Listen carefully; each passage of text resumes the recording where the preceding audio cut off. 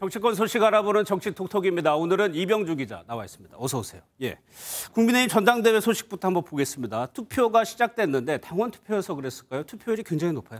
네, 말씀하신 대로 투표 시작 5시간 만인 오후 2시에 이미 20만 명 넘게 투표하면서 25%의 투표율을 기록했습니다. 예. 이준석 전 대표가 당선되던 직전 선거, 그러니까 2021년 6월 전당대회의 첫날 최종 투표율과 같은 수준입니다. 특히 2021년에는 선거인 수가 32만 명이었던 점을 고려하면 50만 명가량 더 늘어난 이번 선거에서 더 빠른 투표 참여가 이뤄진 겁니다. 조금 전 오후 5시에 마감된 첫날 최종 투표율은 34.72%로 집계돼서 국민의힘 당원들의 차기 당 지도부에 대한 높은 관심 보여줬습니다. 예, 전당대회 최대 관전 포인트가 1차에 끝나느냐 결선 투표 가느냐인데 안철수 후보 입장에서는 결선 가는 게 상황을 반전시킬 수 있으니까 그래서 그랬을까요?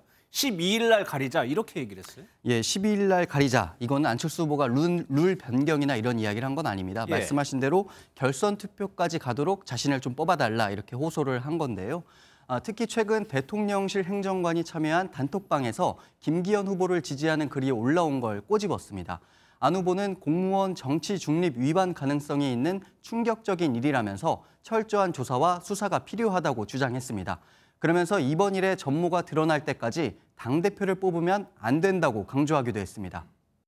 명백하게 수사되고 진실이 밝혀져야만이 우리 당의 이 대표로 뽑히는 사람이 정말 정당성을 가지고 우리 당을 제대로 이끌 수 있다고 생각합니다. 민주당 상황도 한번 살펴보겠습니다. 대규모 이탈표 나왔고 그러다 보니까 강성 지지층 목소리 높아지고 있어요. 내용이 어느 정도입니까?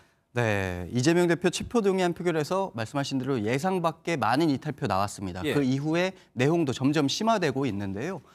대선 경선 당시 그 대장동 의혹을 제기했던 이낙연 전 대표를 향한 공격이 대표적입니다.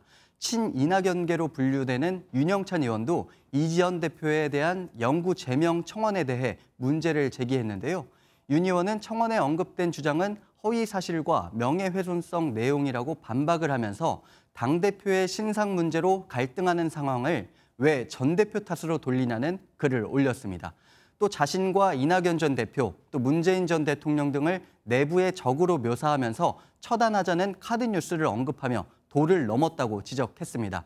윤 의원이 이 같은 항변을 내놓자 이번에는 청원 게시판에 윤영찬 의원을 징계하라는 청원도 등장을 했습니다. 예, 민주당은 이른바 쌍특검으로 맞서고 있는데 그중에 하나가 50억 클럽 특검이에요. 그런데 이걸 두고 좀 시끄러워요, 지금? 네, 민주당 어제 대장동 50억 클럽 의혹 진상규명을 위한 특검 법안을 발의를 했습니다. 예. 이 법안 3조, 특별검사의 임명 조항을 놓고 논란이 일고 있는데요. 대통령은 자신이 속하지 않은 교섭단체에 후보자 추천을 의뢰하고 해당 교섭단체가 추천한 후보 2명 중 1명을 임명해야 한다는 내용입니다. 국회 교섭단체, 그러니까 현역 의원 20명 이상이 속한 단체는 현재 더불어민주당과 국민의힘뿐이죠. 여기서 대통령이 속한 국민의힘을 빼면 결국 민주당만 추천을 할 수 있는 셈입니다. 그렇게 되면은 상당히 반발이 심할 것 같은데요.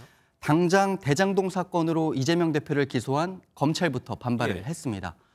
한동훈 법무부 장관은 수사 대상인 이재명 대표가 입맛대로 수사할 검사를 고르겠다는 것이라고 주장을 했고요. 또 국민의힘도 같은 맥락에서 민주당의 특검법은 진실 은폐를 위한 이재명 특권법이라는 입장을 냈습니다. 민주당보다 앞서 50억 클럽 특검 법안을 낸 정의당도 같은 문제를 제기했는데요.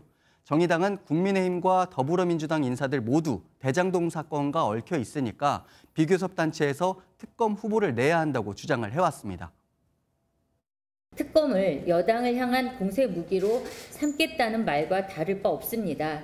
그것은 진실규명을 위한 특검이 아니라 진실 은폐로 가는 정쟁일 뿐입니다.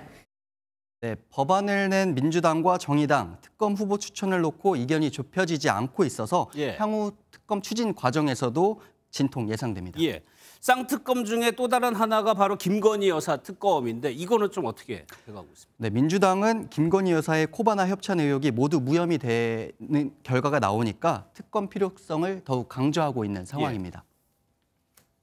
코바나 콘텐츠 협찬 의혹을 무혐의 처분한 검찰이 도이치모터스 주가 조작 의혹을 제대로 수사할 리 만무합니다.